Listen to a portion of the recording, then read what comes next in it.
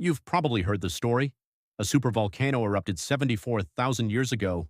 The sky went dark and humanity was nearly wiped out, dropped to just a few thousand people clinging to survival. It's a great story, and the version you've been told is almost certainly wrong. A Toba-induced genetic bottleneck now seems unlikely. Despite advances in genomics, scientists have found no evidence that a massive dip in our numbers occurred during or shortly after that eruption. In fact, stone tools have been found both above and below layers of Toba ash deposited in northern India, the Arabian Peninsula, and elsewhere, showing that humans were present in those areas before and after the catastrophic eruption. People kept right on living. They kept making tools. The apocalypse didn't happen. So here's what this video is actually about, because there was a real bottleneck in human history, one that makes Toba look like a bad week. It happened much earlier, it lasted far longer, and it's barely covered anywhere. And buried inside it is a detail that changes how you think about every single person alive today, including you. We're going to go through what scientists actually found in the DNA of over 3,000 living people, why the most popular version of this story has been wrong for years, and then get into something that almost nobody talks about, the fact that this kind of thing didn't just happen once, deep in prehistory. It has happened over and over again, in recent history, in documented cases, with names and dates attached. One of those cases is still killing people right now. The real bottleneck isn't Toba. It's something that happened roughly 900,000 years ago, and it was found not in the ground, but in our genes. A team of researchers analyzed genetic data from more than 3,000 present-day individuals across both African and non-African populations, using a newly developed statistical method called fit-col, which allowed them to reconstruct changes in ancestral population size far deeper in time than most previous methods would have allowed. What they found was staggering. Human ancestors went through a severe population bottleneck with about 1,280 breeding individuals between around 930,000 and 813,000 years ago, and it didn't just flash and recover. The bottleneck lasted for about 117,000 years and brought human ancestors close to extinction. Think about that number. 117,000 years. That is longer than modern Homo sapiens have existed as a species. Our ancestors spent more time teetering on the edge than we have spent existing as us. The population dropped from about 100,000 to about 1,280 individuals and stayed there. That's a 98.7% reduction, nearly everyone gone. The people who survived that and stayed alive long enough to eventually recover are the ancestors of every single human being alive on Earth today. And here's where it gets interesting, because this finding is not settled science, not even close. In a subsequent 2024 study published in the journal Genetics, other researchers argued that the signal discovered in the 2023 study could have been a statistical artifact, a pattern created by assumptions in the model rather than a real population crash. One of the core problems they raised is that early humans were not a single, well-mixed population. They likely existed in fragmented groups across Africa with limited gene flow between them, and if that structure was ignored, fit-col could have mistakenly inferred a sharp decline in population size. There's also the problem that the original study detected no similar evidence of a bottleneck in non-African populations, which is counterintuitive since the split time between non-Africans and the most closely related African population groups is less than 100,000 years ago. So if the crash happened 900,000 years ago, it should show up everywhere. It doesn't. The scientists who ran the original study stand by their findings.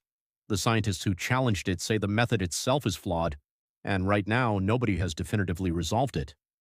What that means for you watching this is that you're not getting a settled textbook fact, you're getting a live scientific argument, and the answer genuinely isn't known yet. That's actually the more interesting version of this story. But here's what both sides agree on.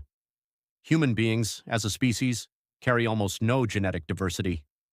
The authors of the 2023 study write that the severe bottleneck completely reshaped present-day human genetic diversity, and the evidence for that is everywhere in our DNA, regardless of which bottleneck caused it. All 8 billion of us are genetically less diverse than the chimpanzees in a single African forest. One regional population of one great ape has more variation in its genome than our entire species. We are, from a genetic standpoint, a very young and very narrow branch. Now, the reason that matters goes beyond ancient history, because the same thing that happened 900,000 years ago, a small group becoming reproductively isolated from everyone else, has happened dozens of times since, in cases we can actually name. You don't need a catastrophe to create a bottleneck. You just need a small group to get cut off. Roughly 600 to 800 years ago, a group of around 350 Jewish individuals in medieval Europe became the founding population of what we now call Ashkenazi Jews.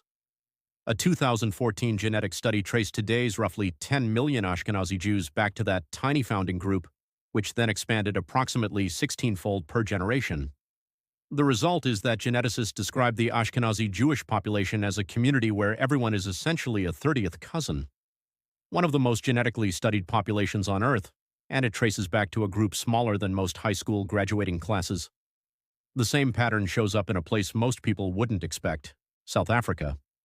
In 1688, a Dutch orphan named Ariantje Jacobs was shipped from Rotterdam to the Cape Colony to be a colonist's wife. She married a man named Gerrit Jans. One of them carried a mutation, a genetic error in a gene involved in heme production, that causes a condition called porphyria variegata. That mutation has now been traced through 17 unbroken generations.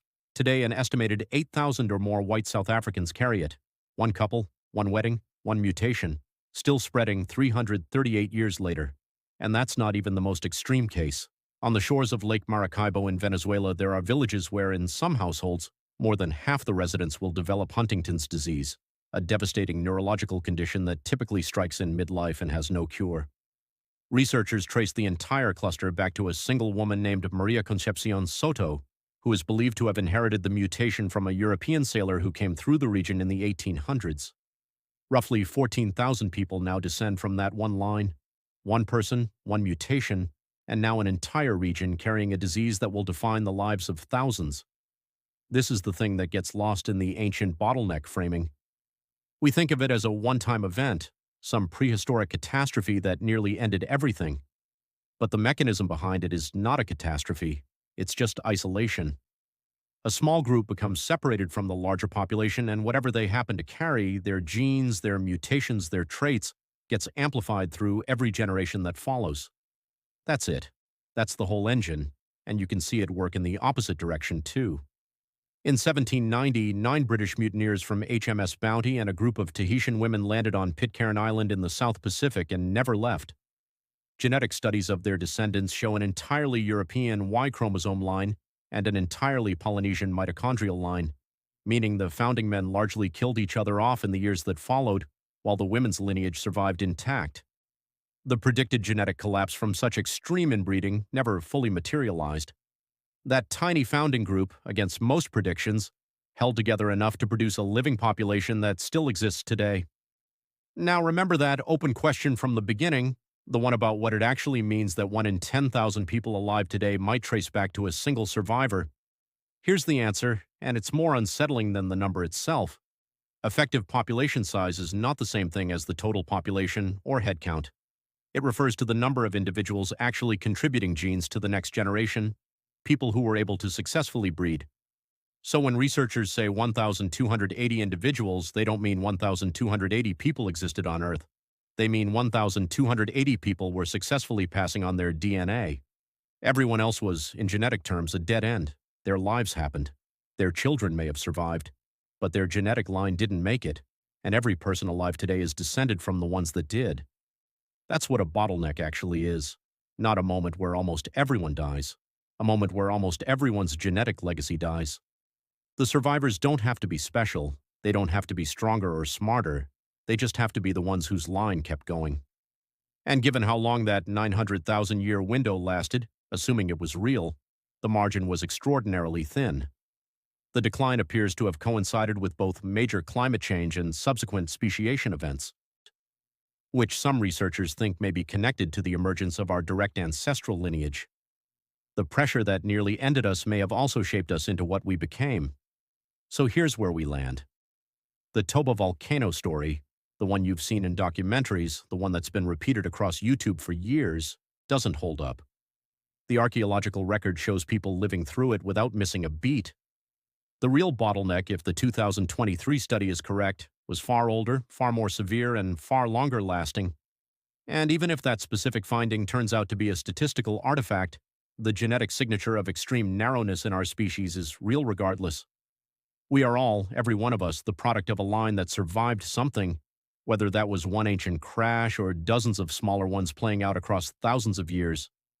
The Ashkenazi Jews, the white South Africans carrying a 17th century mutation, the villages on Lake Maracaibo, the descendants of 9 mutineers on a remote Pacific island, all of them are the same story at a smaller scale.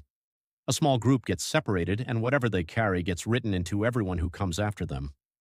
If you found this one interesting, there's a video on the channel that goes deep into how scientists actually read ancient DNA, how they pull genetic information from bones that are hundreds of thousands of years old, and what those sequences have revealed about species we didn't even know existed until a decade ago. It's worth your time, and it connects directly to everything covered here. Drop a comment below with what surprised you most from this video, the Toba debunking, the Lake Maracaibo case, or something else, because those comments genuinely help more people find this. And if you want to see more like this, subscribing is the move.